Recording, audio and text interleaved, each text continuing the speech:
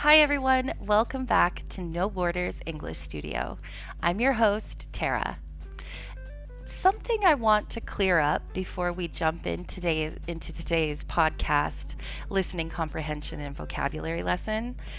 I recently had a listener write to me and ask if this page, this channel, is AI.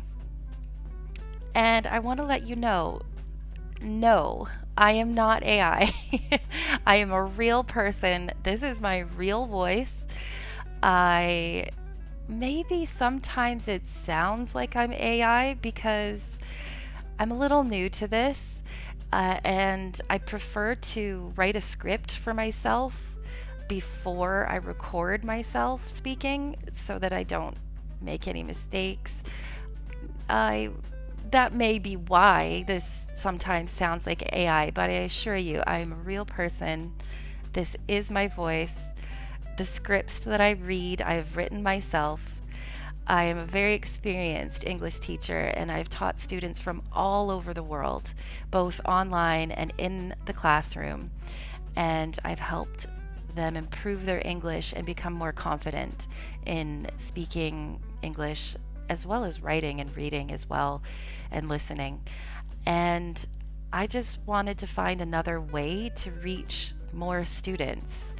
And that's why I created this channel. So if you are new here, I have grammar lessons on this channel that are for beginners to intermediate level students. This podcast that we're doing here today, this is more for intermediate to advanced. I speak a little faster. The topics that we cover are a little more complex.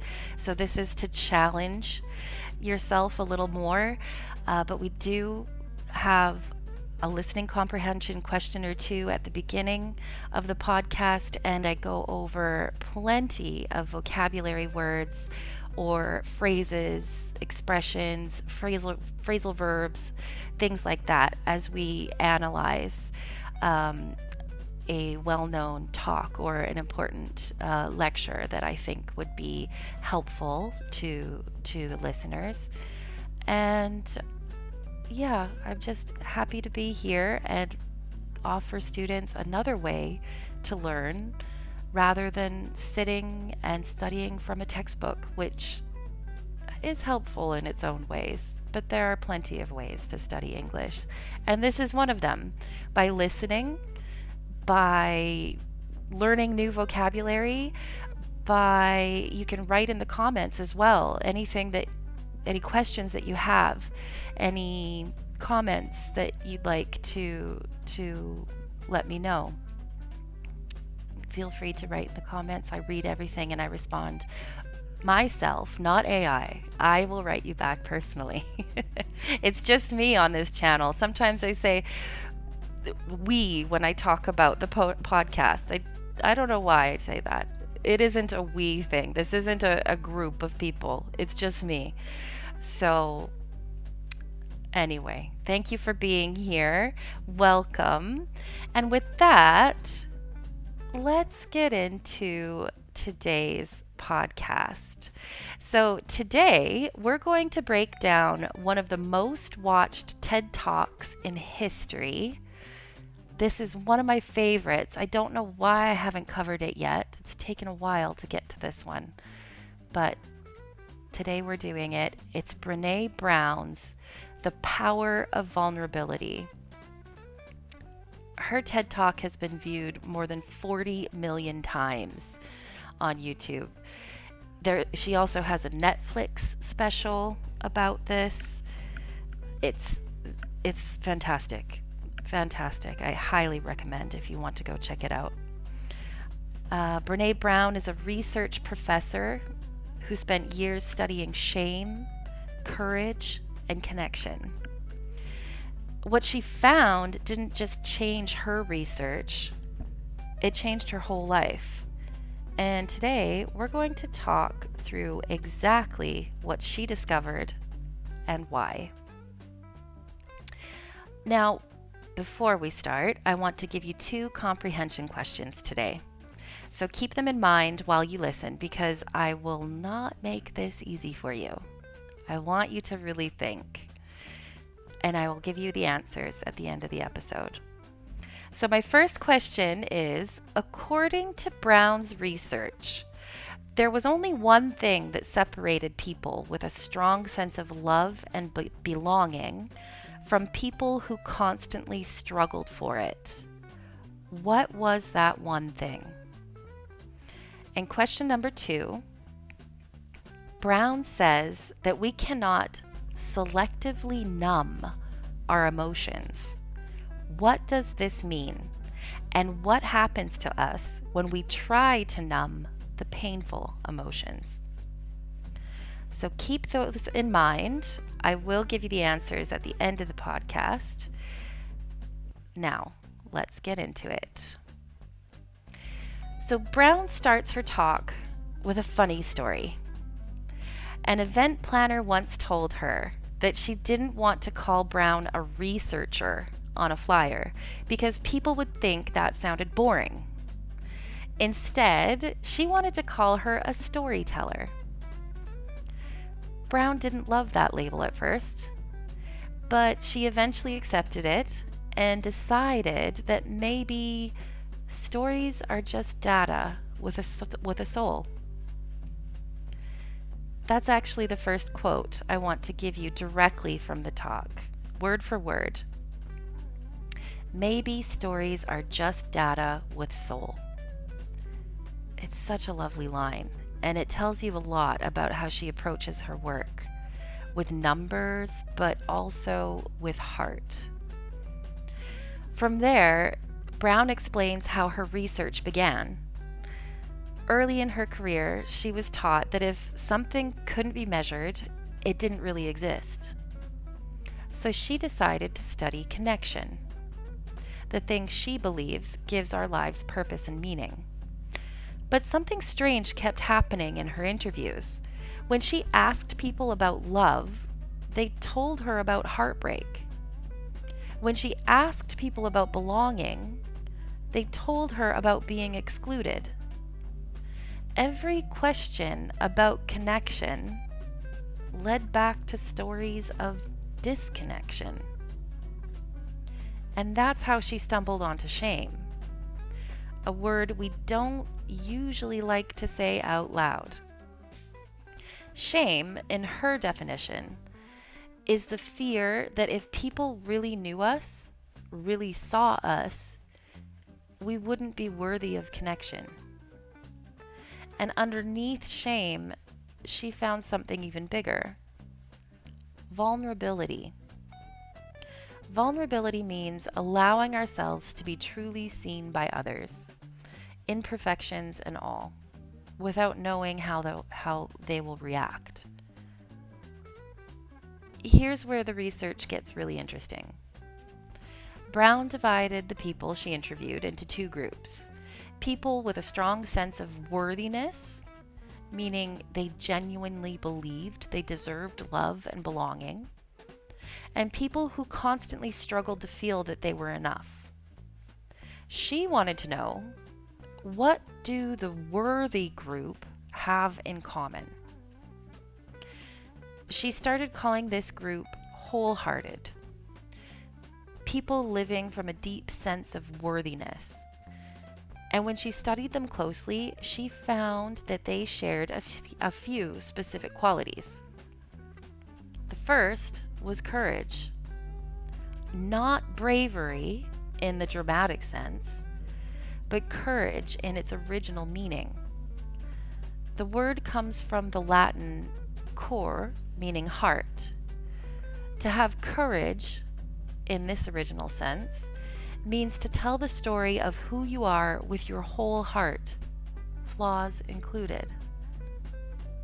The second was compassion, and specifically self-compassion. Her research suggested something surprising. We genuinely cannot be kind and patient with other people if we can't first be kind and patient with ourselves. And the third was that these wholehearted people fully embraced vulnerability. rather than avoiding it. They didn't think vulnerability was comfortable. They didn't even think it was easy. They just believed it was necessary. The willingness to say, I love you first, to try something with no guarantee of success, to open up to another person, even when it's frightening. Ironically, this discovery caused Brown to have what she calls a small breakdown of her own, because her entire career had been about control and prediction, and here she was discovering that a meaningful life requires the opposite: letting go of control and leaning into uncertainty. This leads into one of the most important parts of the talk. The idea that we cannot numb vulnerability selectively. In other words, you cannot block out only the painful emotions: fear, grief, disappointment, without also blocking out joy, gratitude, and happiness. When we numb one, we numb all of them. And Brown connects this directly to something very real, very modern problems: addiction, overspending, overeating, all ways we try to escape discomfort, which end up costing us the good feelings too. She also talks about how, as a culture, we deal with fear and uncertainty by chasing certainty instead, turning complicated topics into simple "I'm right, you're wrong" arguments, whether in politics, religion, or everyday disagreements. The more afraid we are, she argues, the more we crave that false sense of certainty. Brown ends her talk with something close to a personal philosophy: to let ourselves be truly seen, to love without guarantees, and maybe most importantly, to believe that we are enough just as we are. Not perfect, enough. I want to pause here and share why this particular talk means so much to me, both as a teacher and as a person. Learning a language is honestly one of the most vulnerable things a person can do. You are going to make mistakes in front of other people. You are going to mispronounce words. You are going to say something wrong, and someone might correct you, or they might laugh, or they might misunderstand you completely. That is vulnerability in its purest form. Putting yourself out there imperfectly, again and again, with no guarantee that it will go well. So many of my students hold back from speaking, not because they don't know the words, but because they're afraid of feeling embarrassed. They're afraid of feeling not good enough. I know this feeling too, because I'm Canadian. I grew up in Canada. I now live in Greece. I've been living in Greece for 17 years. I can speak Greek. I don't do it perfectly, but I can do it. And I was like this in the beginning too. I was terrified to speak because I was so afraid I was going to make a mistake. Somebody was going to laugh. I was going to get embarrassed. I was going to feel not good enough. And what Brown's research tells us is that the students who do make progress, the ones who really grow, they aren't the ones who wait until they feel confident. They're the ones who have the courage to sound imperfect on purpose over and over until imperfect becomes fluent. Brown's research tells us this. I can also tell you this. I've been doing this for years. Students make more progress, huge leaps of progress, once they start you having courage and speaking. Just do it. Do it imperfectly. Speaking imperfectly is perfect. That is how you're going to learn. That is how you're going to improve. That is how you become fluent. But I think this idea goes far beyond English class. In almost every part of life, in our relationships, in our work, in creativity, the same pattern shows up. We wait to feel ready. We wait to feel worthy. And Brown's research suggests that's exactly backwards. Worthiness isn't something you earn by being perfect first. It's something you decide to believe about yourself, and then you let that belief carry you into the risk, the difficult conversation, the new language, the new relationship, the new idea. So my challenge to you today, whether you're practicing English or practicing anything else in your life, don't wait to feel ready. Be willing to be seen imperfectly right now. Now, let's go back through the words and phrases that we used today, and I'll give you the definitions as well. Our first word was connection. It's a noun. It's a feeling of closeness or bond with another person. Our second word is disconnection. It's also a noun. Disconnection is the opposite of connection. It's a feeling of being cut off or separated from others. Shame, another noun. A painful feeling of believing you are not good enough or worthy of love. Vulnerability, noun. The willingness to be emotionally open even though you might get hurt. Worthiness, noun. The feeling or belief that you deserve love, respect, or belonging. Wholehearted. This is an adjective. Wholehearted is living fully, with courage and a genuine sense of self-worth. Courage, noun. Here, specifically, the courage to be imperfect and to be truly seen. Next, we have some phrases. To fully embrace something. This means to accept something completely, without resistance. To open up is to share your true feelings with someone else. To let go of something. This is to stop holding on to a need for control, a belief, or an expectation. To numb an emotion.